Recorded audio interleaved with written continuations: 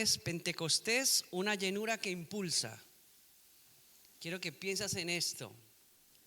¿Qué pasa en ese tiempo de Pentecostés? Hoy vamos a recordar este acontecimiento tan poderoso que experimentaron en el siglo I nuestros primeros hermanos en la fe, y cómo ese legado ha ido de generación en generación en un curso que de alguna manera ha salpicado o nos ha llegado a nosotros. Hechos capítulo 2, versículo 1 al 4. Pentecostés, una llenura que impulsa.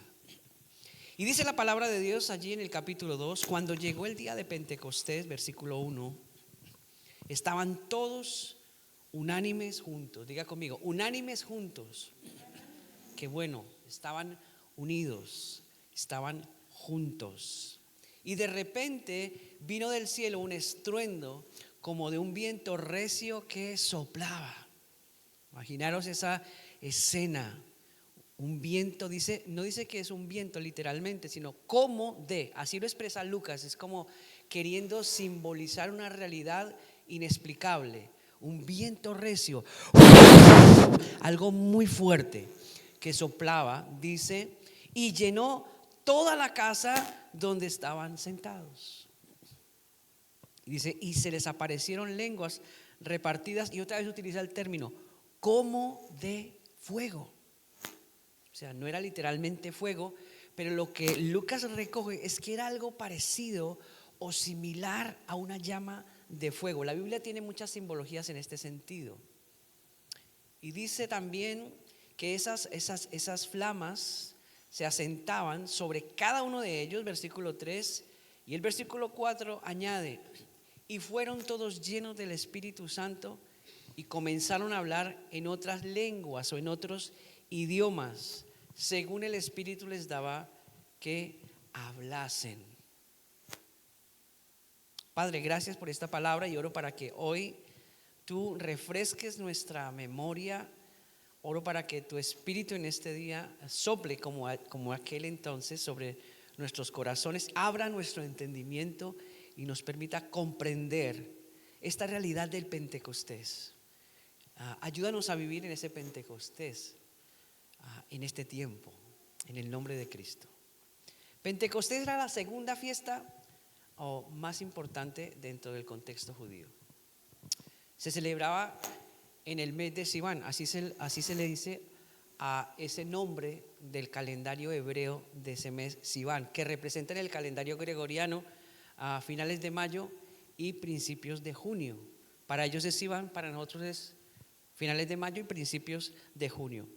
¿Qué marcaba ese Pentecostés? El final de la cosecha de trigo y la preparación de los primeros frutos que se ofrendaban a Dios. O sea, lo mejor de la cosecha, lo mejor de los primeros frutos del trigo eran llevados y ofrecidos al Señor como ofrenda. En la actualidad los judíos siguen celebrando Pentecostés, pero es como parte más bien de su patrimonio religioso y cultural. Mira, han pasado 20 y tantos siglos y ya no es lo mismo hoy como antaño. Ahora ellos ven Pentecostés como parte de un patrimonio religioso y cultural. ¿Qué hacen esa noche los judíos hoy? Conmemoran la entrega de la Torá en el monte de Sinaí, ¿vale? Esos 10 mandamientos que le fueron dados a Moisés, conmemoran ese momento especial y pasan toda la noche o gran parte de la noche estudiando los 10 mandamientos. Y de alguna manera eso lo hacen en las sinagogas que ellos tienen, y dice que la tradición les enseña que los niños también deben participar de ese momento. Curioso, ¿no? Pero aún hoy se hace. Ahora, ¿qué más hacen en ese momento? Dicen que toman comidas como leche y miel para recordar que ellos fueron llevados a esta tierra prometida que fluía leche y miel. Así que bien, la comunidad judía de alguna manera vive ese Pentecostés como algo religioso y patrimonial, pero para nosotros los cristianos tiene algo más trascendental.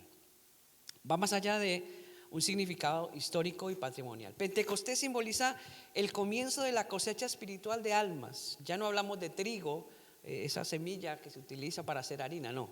Es de alguna manera el comienzo de una cosecha espiritual de almas de todos aquellos que por ese mensaje apostólico conocieron a Cristo, al Cristo del primer siglo, al Cristo que ha existido siempre, al alfa y la omega. Jesús dijo: yo soy el alfa y la omega, el principio y el fin.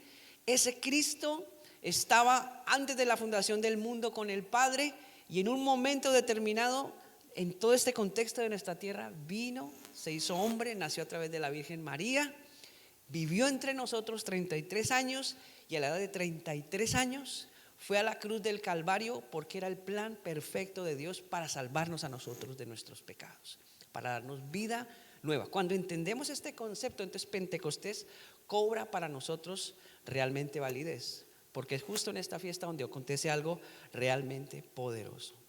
Entonces, de alguna manera, todos aquellos que han sido alcanzados por el mensaje del Evangelio con el poder del Espíritu Santo, se puede decir que han sido tocados por ese Pentecostés.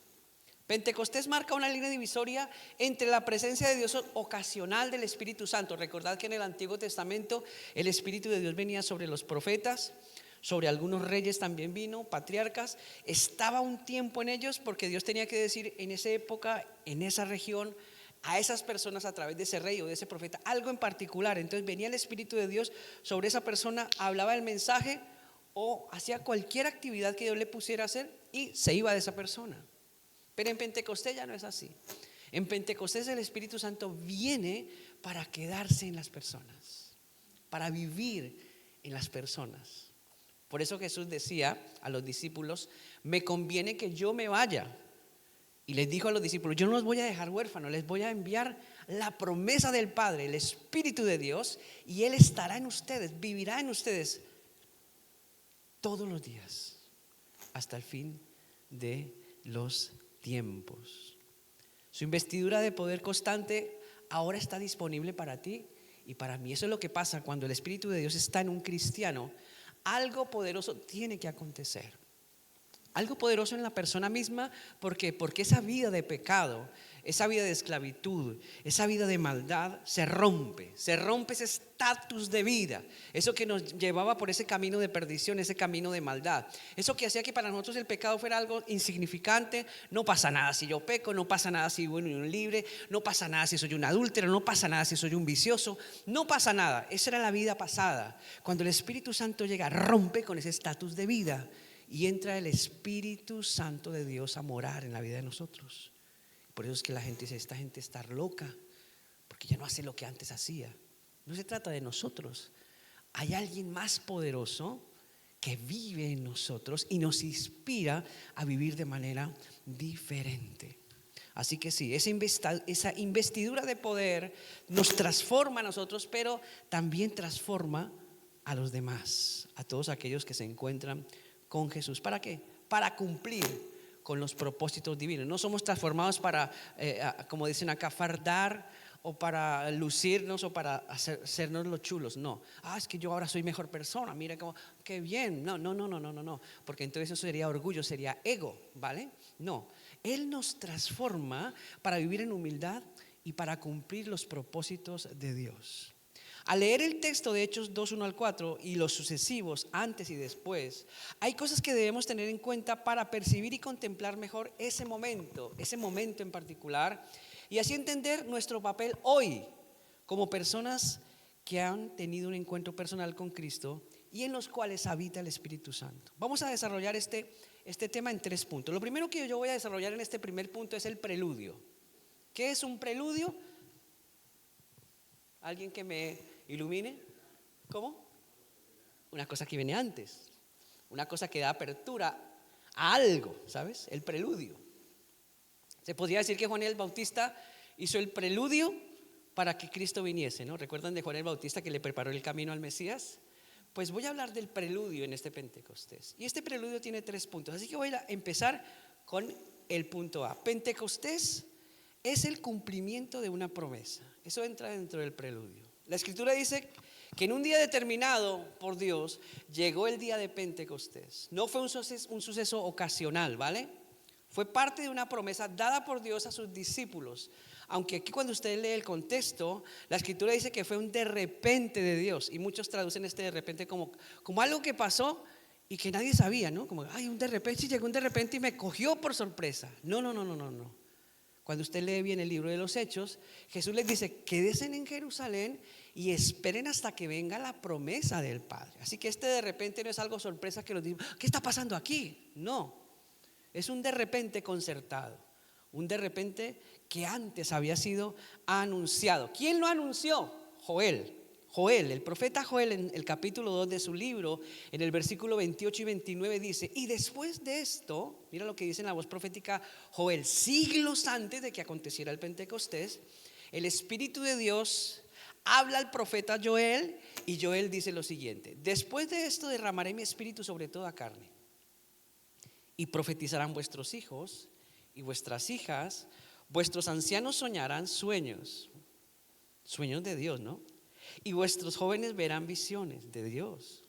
Y también sobre los siervos y sobre las siervas, interesante, habla de siervos y siervas, mujeres y hombres, curioso, ¿no?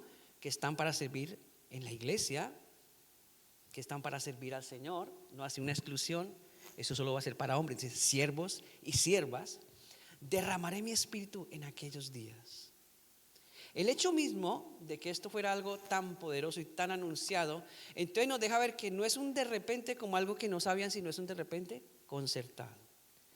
Hechos 2, capítulo 2, versículo 14 y 15 dice: entonces Pedro, poniéndose en pie con los 11, alzó la voz y les habló diciendo: varones judíos y todos los que habitáis en Jerusalén, esto sea notorio y oíd mis palabras, porque estos no están ebrios, como vosotros suponéis, puesto que es la hora tercera del día, mas esto es lo dicho por el profeta Joel. ¿Qué pasa?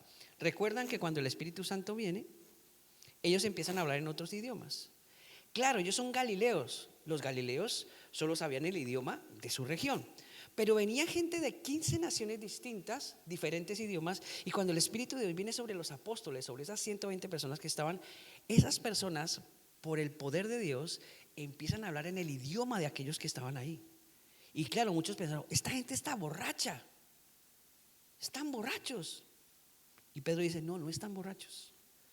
Esto que está pasando ahora, esa manifestación, esa glosolalia, esa expresión en diferentes idiomas que ellos pueden percibir, es hecho por causa del poder de Dios en ellos. Y esto fue, dice Pedro, lo que siglos atrás había dicho el profeta Joel. Luego, más adelante, Juan el Bautista hace eco de la misma promesa, para que veáis que no es un de repente que se concertó.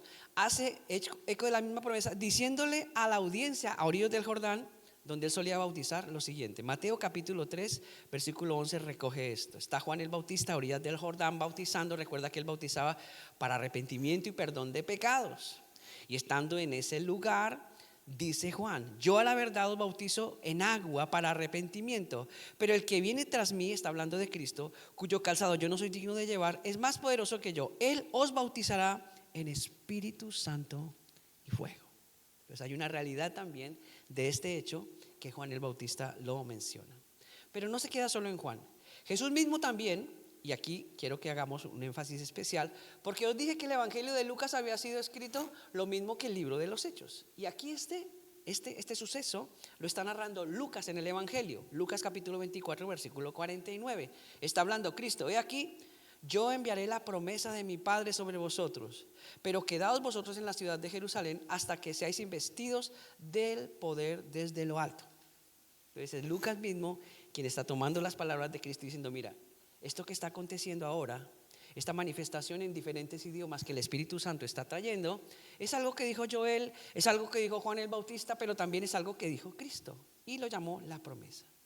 Pentecostés nos recuerda que Dios siempre cumple sus promesas, que podemos conservar la esperanza en medio de las situaciones más adversas de la vida, que lo que Él ha dicho para nosotros no es ocasional, ¿sabes? Los de repente que te puedan pasar a ti, los de repente que me puedan pasar a mí, no son ocasionales, sino que son parte de un plan maravilloso que empezó desde antes de la fundación del mundo.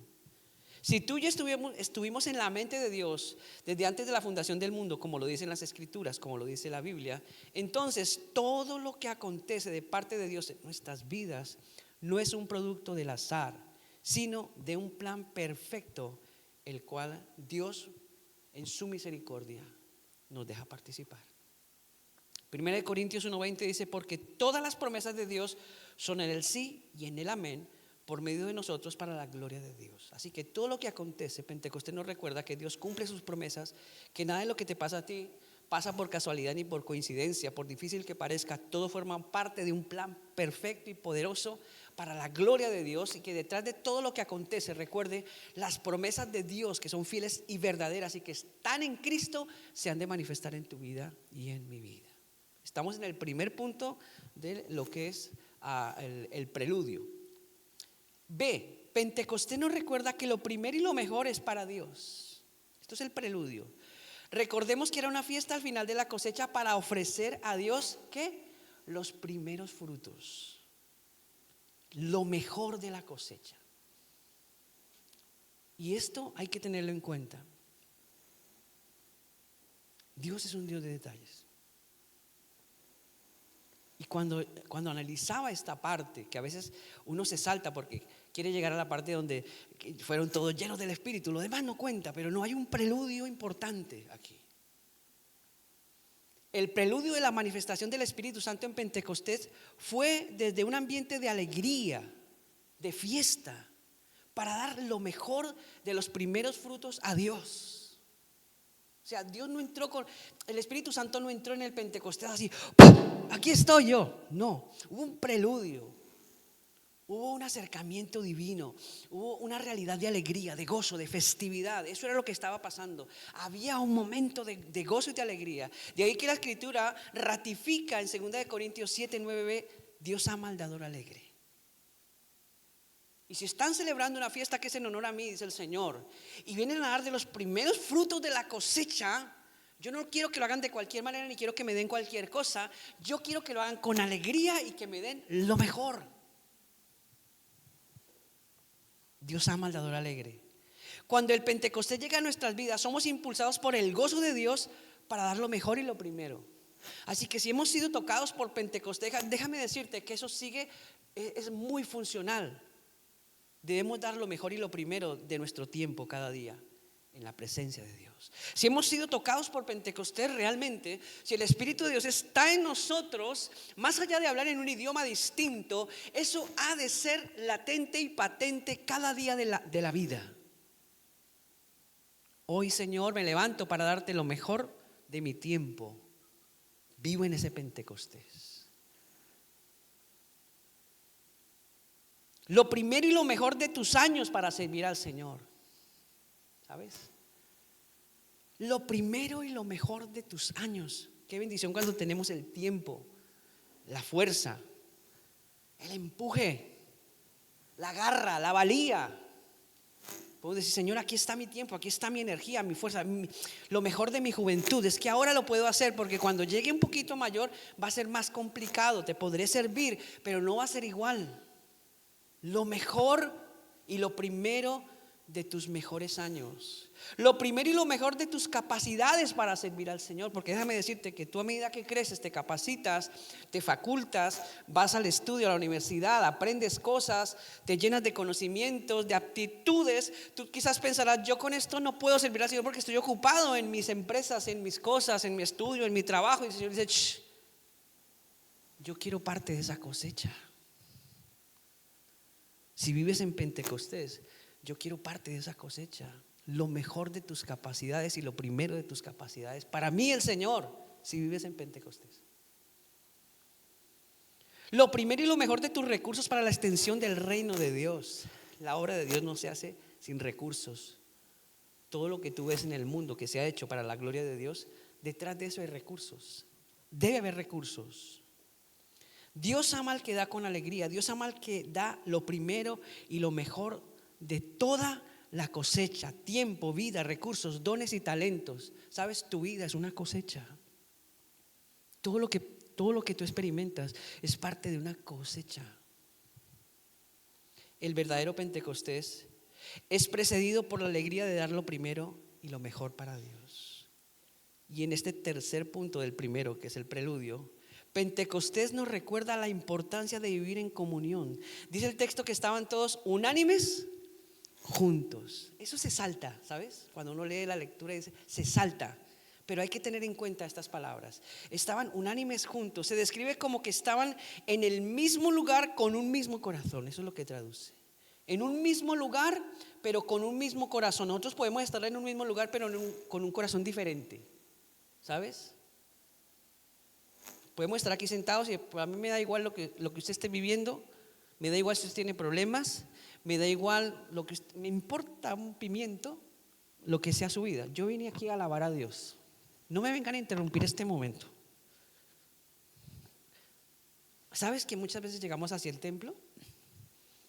No sabemos nada de nadie. Y Dios dice, ¿y tú vas a venir a darme lo mejor de tu cosecha en esta semana? Pero no sabes cómo está tu hermano. ¿Le has llamado? No, ese no necesita que yo lo llame. Si ese está muy bien espiritualmente, ese no le falta plata y tiene buen trabajo. ¿Seguro que está bien? ¿Por qué no vas y te tomas un café con él? Aunque esté bien, aunque le sobre el dinero, no pasa nada. ¿Por qué no vas y te tomas un café con él y después vienes y me das lo mejor de tu cosecha?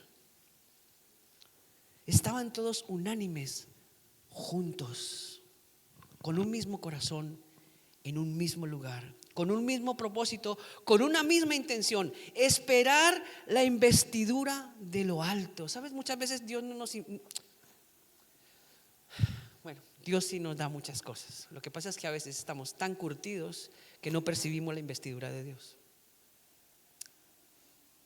Estamos tan curtidos de egoísmo, estamos tan curtidos de nosotros mismos, tan curtidos de mirar nuestro propio ombligo, que llegamos al templo y no percibimos el manto de la gracia de Dios, de su misericordia, de su renovación, de su poder, de su unción, de su bondad, de eso. No lo percibimos porque estamos muy ensimismados.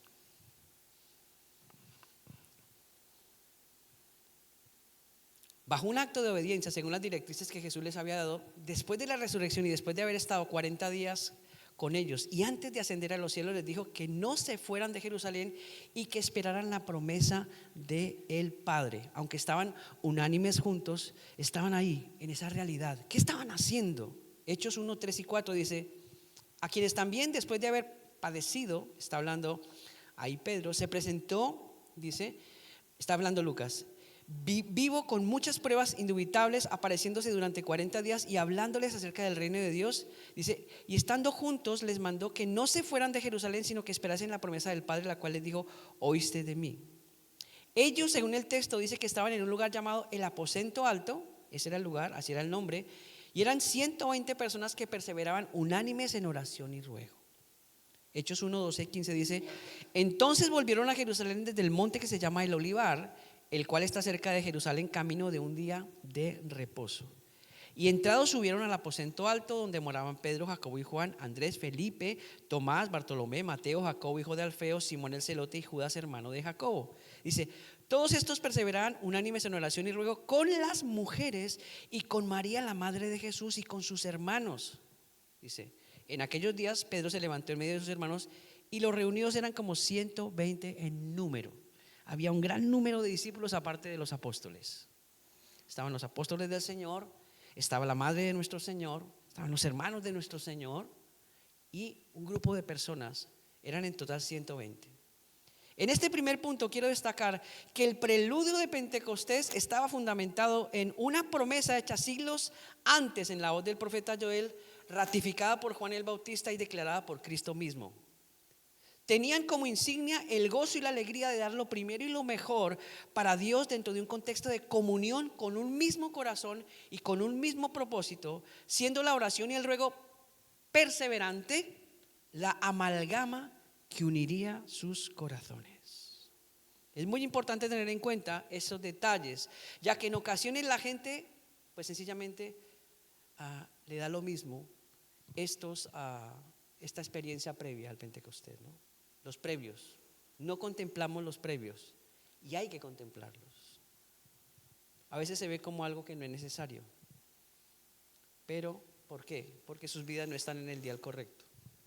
No tener en cuenta el preludio es como tener en poco los detalles, y Dios es un Dios de detalles. Es como ir a una boda y que la novia diga, bueno, lleve cualquier vestido. ¿Por qué no se lleva un chándal a la boda? No, es que es mi boda y me voy a gastar 50.000 euros. Aquí en España se gasta muchísimo en una boda. No, no lleve las alianzas. No, llévese dos cabullas. Haga coja unos hilos y haga unas alianzas de hilo. Pero ¿cómo se le ocurre? Es mi boda. Pero si son detalles, ese es el preludio. Lo importante es que estén los dos. No puede ser así. Todos los detalles son importantes porque los novios son importantes. Si el Espíritu de Dios es importante, el preludio es importante. Todo lo que acontece antes de que Él venga fue importante. Y se escribió por algo y para algo, para que entendamos que no apareció como un de repente sin más y como irrumpiendo así, dando una patada. Aquí estoy yo. No, hay todo un cortejo. Antes de que Él entre a la aposento, hay todo un cortejo de adoración, hay todo un cortejo de alabanza, hay todo un cortejo de presentación, de ofrenda, de gratitud. Hay todo un cortejo con tal de que cuando Él entra, encuentra un grupo de personas orando, rogando, gozosas, en un ambiente de festividad, con un corazón alegre. Y el Espíritu dice, este es mi ambiente, aquí voy a estar yo.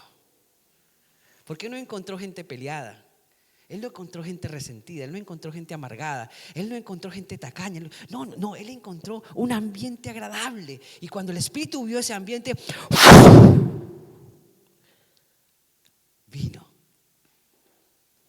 vino el Señor. ¿Sabes? Entramos al segundo punto, la manifestación del Espíritu. Aquí ya entramos al segundo. Ya dejamos el primero, que era el preludio en 3 aspectos. Entramos al segundo punto, que es la manifestación del Espíritu. ¿Cómo fue esta manifestación según el texto?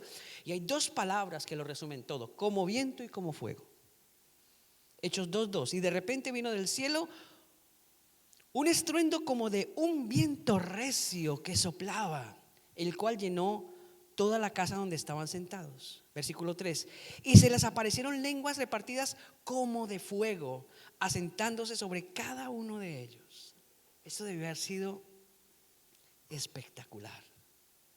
Los términos viento y fuego sugieren una manera de describir lo que en ese momento estaban experimentando los 120. Algo parecido a un estruendo ocasionado por el viento. No dice que era un viento literal, sino ellos percibían como algo parecido al viento. Pero ¿qué está pasando? Un estruendo poderoso esto. Yo estoy soplando, pero eso tenía que haber sido más. Eso vibraba, yo creo que vibraban las paredes. Algo parecido a lo que le aconteció a Isaías capítulo 6. Dice que cuando él estaba ahí, Isaías estaba en el templo. Usted lo puede leer. Dice que cuando vino la Chequina, la nube de Dios, dice que inundó el templo y todo se estremecía y los oficiales del templo se movían. Pues algo pasó así en Pentecostés. Un viento recio. Y algo ardía, dice, como llama, pero que no les hacía daño. Era una llama que no quemaba, pero era una llama como un calor, con un calor súper agradable, con un calor lleno de amor. Era literalmente la manifestación de la presencia de Dios entre ellos. Algo tan difícil de describir que Lucas dijo, era como un viento recio y era como una llama. Es que no sé cómo encontrar. Lucas decía, ¿cómo les explico? Lucas tenía que describirlo según él conocía, cosas que todo el mundo conocía. Entonces fue como un viento recio. Así fue la presencia del Espíritu de Dios. Y fue un calor como el de una llama, pero no quemaba. Sin embargo ardía en nuestros. Era algo inexplicable para Lucas. Viento y fuego son símbolos de señales externas que demuestran que Dios estaba presente y activo de una manera poderosa entre ellos. Para comprender este punto debemos observar un poco atrás, Hechos 1:5.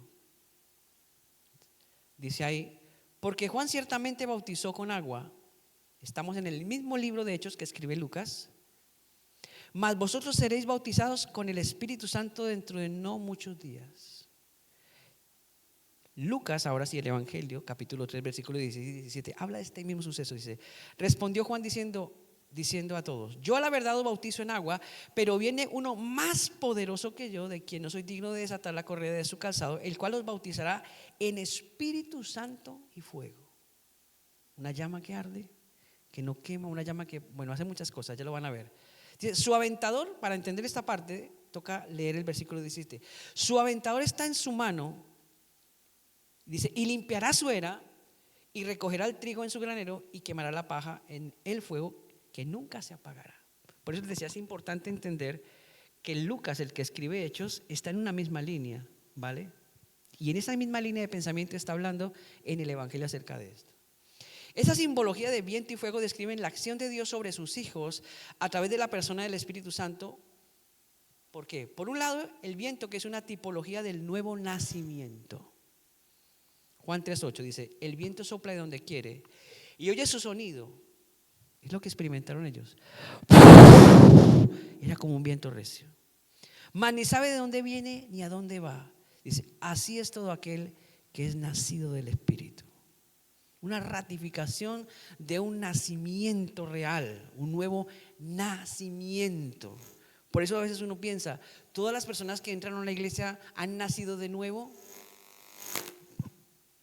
tienen simpatía con las cosas de Dios, les gusta escuchar, pero han nacido de nuevo, y el Espíritu Santo vino para ratificar eso. El fuego o ese calor representa la purificación o consagración a Dios. Volvemos a leer el texto de Lucas 3, 16 y 17. Respondió Juan diciendo a todos: yo a la verdad os bautizo con agua, pero viene uno más poderoso que yo, de quien no soy digno de desatar la correa de su calzado. Él os bautizará en el Espíritu Santo y fuego. Su aventador está en su mano, limpiará su era, limpiará lo que es suyo, y recogerá el trigo en su granero. O sea, aunque el trigo es de él, dice que va a limpiar la era y va a recogerlo para él, pero va a haber algo que se quemará, la paja se quemará y se echará aparte. Concretamos entonces que el viento es un símil de un nuevo nacimiento y el fuego es un símil de efecto purificador y de consagración. ¿Para qué todo esto? Se preguntarán ustedes, y gracias por preguntarme. ¿Por qué viene el Espíritu Santo a ratificar un nuevo nacimiento? ¿Y por qué viene el Espíritu Santo para traer una realidad de purificación y de consagración? Muy buena pregunta. Note esto: el viento recio llena toda la casa. El nuevo nacimiento y la salvación es ofrecida a todos sin excepción. Todos los que estamos aquí, dice: de tal manera amó Dios al mundo, que ha dado a su Hijo unigénito, Cristo Jesús, para que todo aquel que en él crea, o sea, es una decisión tuya, no es que Dios te obligue a creer en él, no, dice: todo aquel que en él crea. Sí, es como cuando tú entras a un banquete y dices: mira, hay un picoteo, hay jamón ibérico, queso de primera calidad, vino del más rico, uvas. Imagínese ahora que ya dentro de poco es la hora del almuerzo y tú entras, para todo el que quiera comer. Y tú puedes decir: ah, pues vale, o pues no, gracias. Y el Padre hizo eso, ofrece a su Hijo Jesucristo a nosotros. Dice: el que quiera creer en mi Hijo, bien puede creer. No obligo a nadie.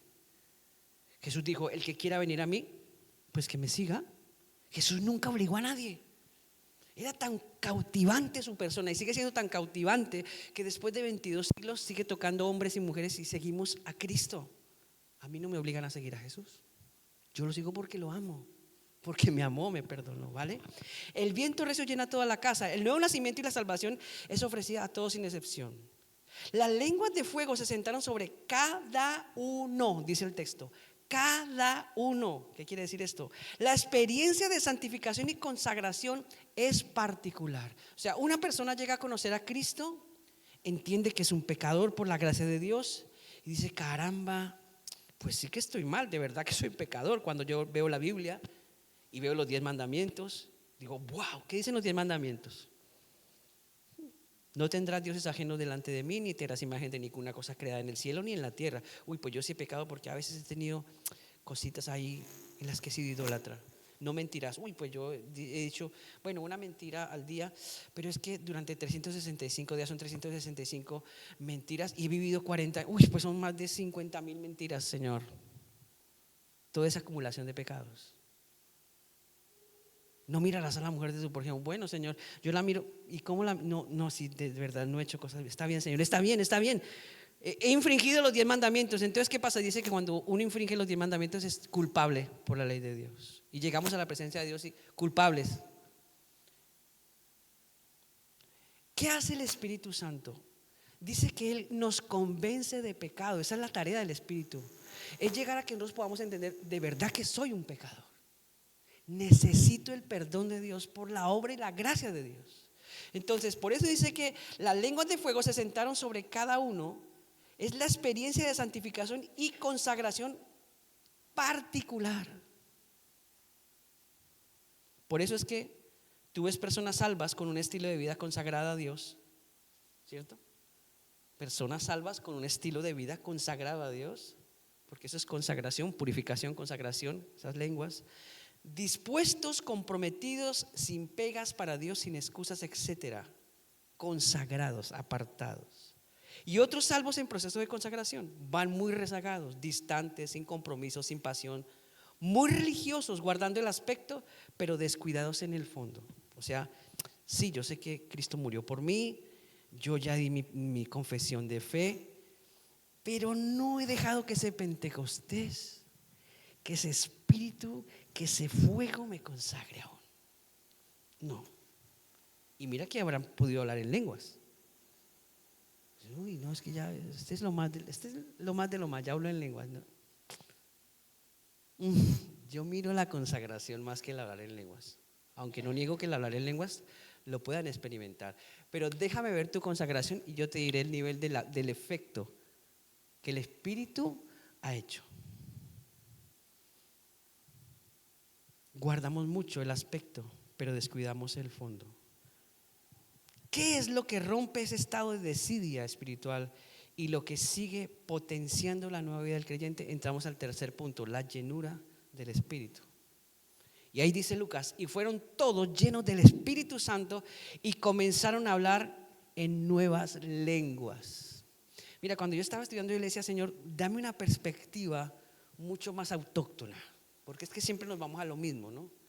A hablar en idiomas raros y ya si usted habla en idiomas raros ya está bien. Si no, eso no puede ser, yo decía, tiene que haber algo acá. Mire el preludio. ¿Preludio? ¿Eso qué es? Ya. Mire lo que sigue después del preludio. Ahora, cuando llegas a la llenura del Espíritu, ya han pasado cosas muy interesantes que tenemos que entender. Y fueron todos llenos del Espíritu Santo y comenzaron a hablar en nuevas lenguas.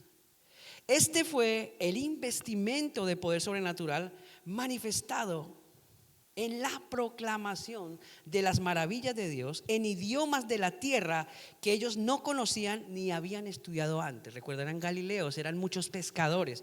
Por eso la gente se admiraba y decía, pero ¿y estos?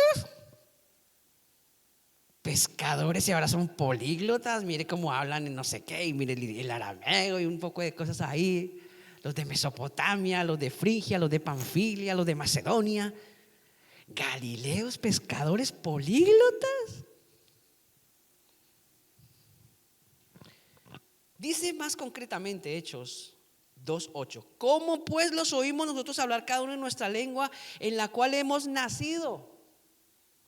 Partos, medos, elamitas, los que habitamos en Mesopotamia, en Judea, en Capadocia, en el Ponto, en Asia, en Frigia, en Panfilia, en Egipto y en las regiones de África más allá de Cirene, y romanos aquí residentes, tanto judíos como prosélitos, cretenses y árabes, les oímos hablar en nuestra lengua las maravillas de Dios. No estaban hablando nada extraño.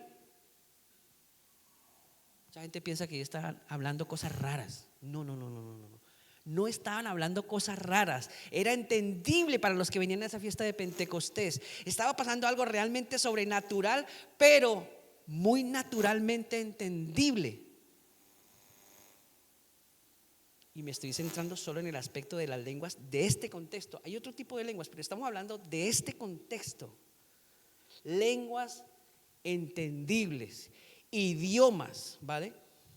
el Espíritu Santo los capacitó, y esto es tremendo, para comunicar con denuedo y autoridad el mensaje y la verdad de Cristo. Ese era el propósito, de que ellos pudieran expresarlo en los idiomas de la gente que venía a esa fiesta de diferentes países.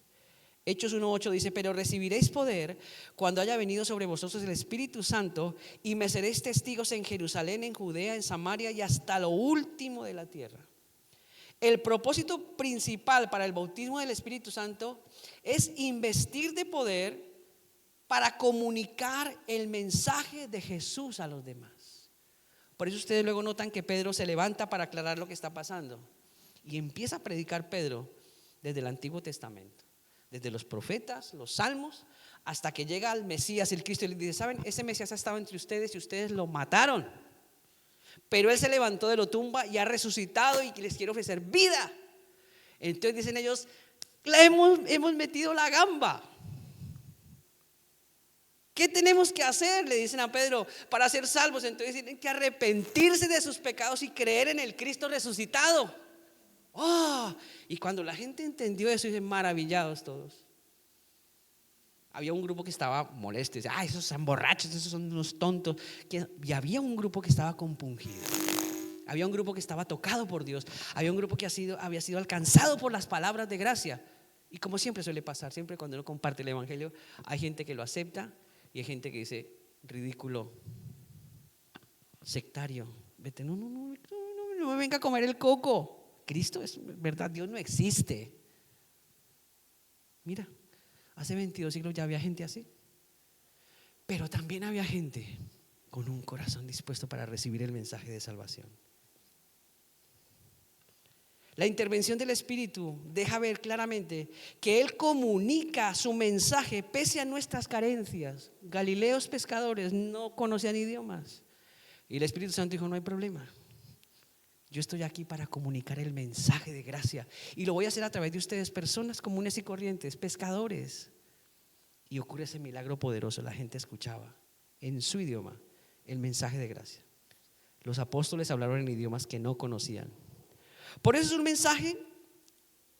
es un mensaje que se ha de dar no bajo fuerzas humanas, sino en debilidad. Simples pescadores dependiendo del poder de Dios para transmitirlo. Cuando dependemos del poder de Dios para transmitir el mensaje que nos ha sido dado, hermano, eso no lo puede resistir nadie. No lo puede resistir nadie, porque no somos nosotros, es el Espíritu de Dios que en Pentecostés habló y que ahora puede hablar a través tuyo y a través mío a los corazones de los hombres.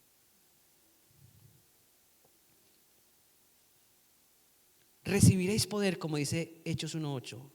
Implica que es Dios quien manifiesta ese poder mediante la intervención de su Espíritu.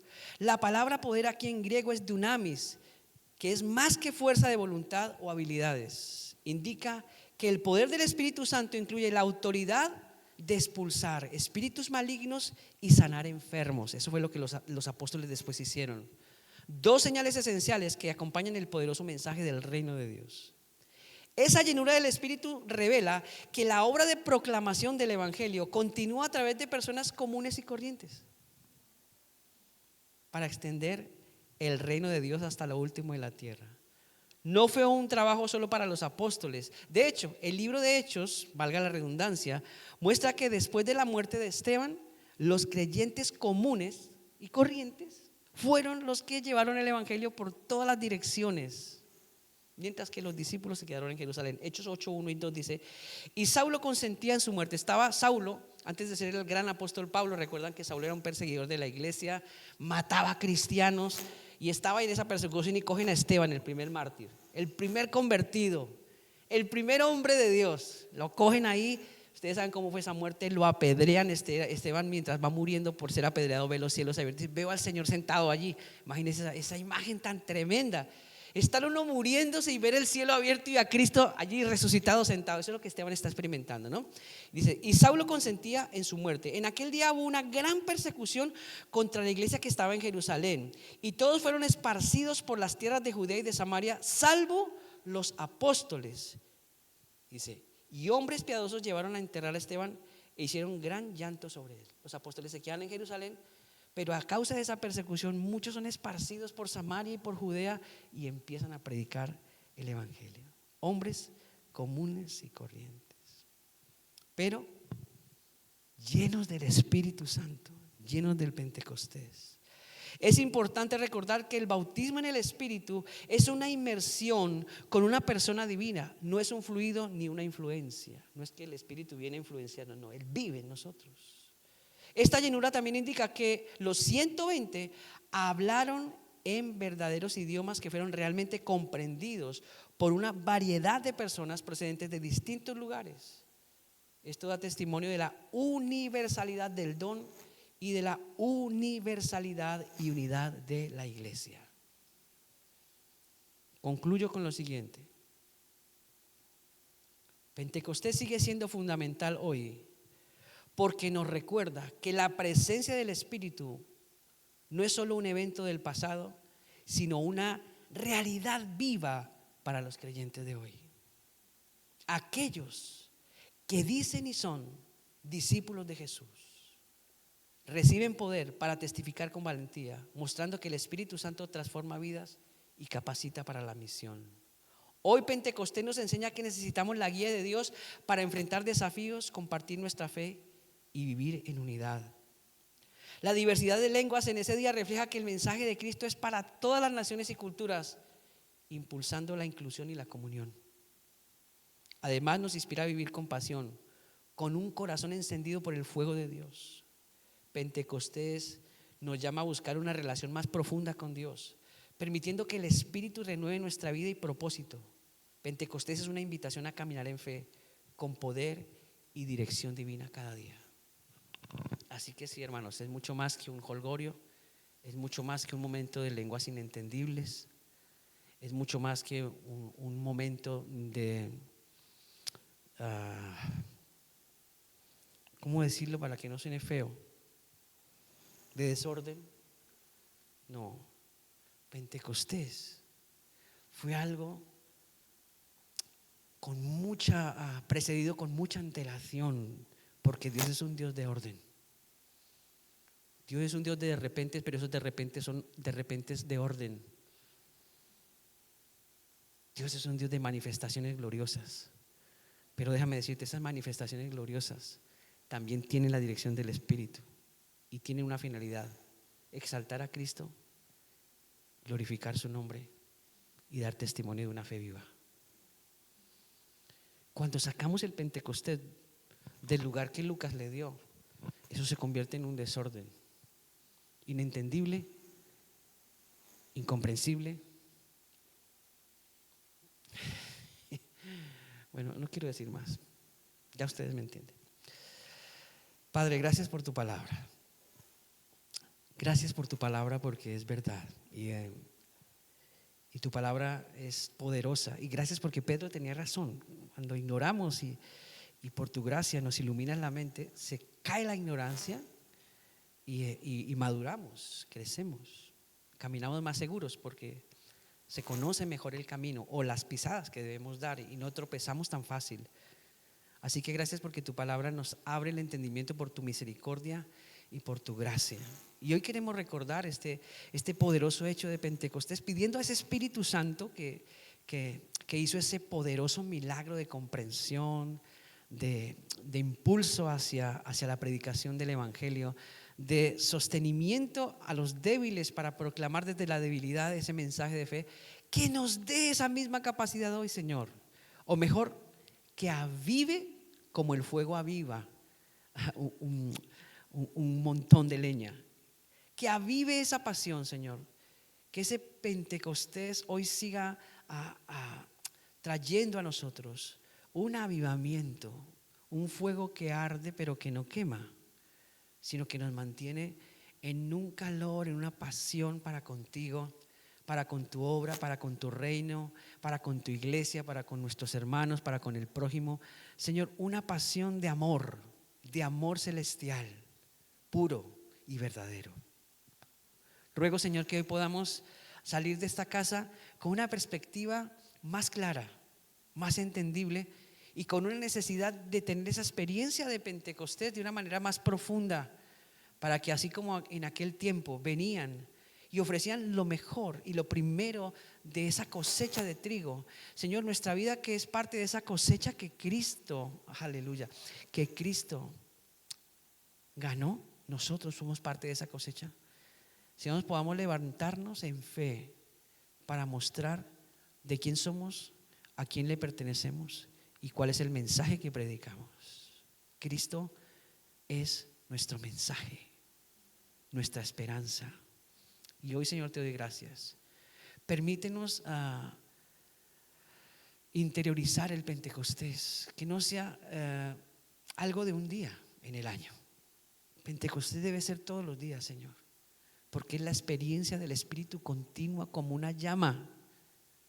Y si la dejamos apagar, ya es nuestro problema, Señor. Debemos ser muy intencionales para que esa llama, Señor, arda cada día, Señor, sin que queme.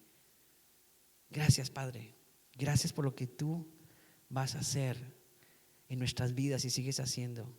Oro para que ese Pentecostés permanezca y para que ese Pentecostés llegue a muchos corazones. Oro para que ese Pentecostés sea vivo en nuestra casa, en nuestra iglesia, en esta comunidad, y para que desde nuestros hogares podamos también impregnar a nuestros vecinos de esa gracia, de ese favor y de ese amor, de ese Pentecostés que nos ha sido dado, Señor. Bendecimos tu nombre y te exaltamos en Cristo Jesús. Amén. En otra oportunidad les hablaré de las otras lenguas que habla la Biblia, pero en este quería centrarme en Pentecostés. Dios los bendiga.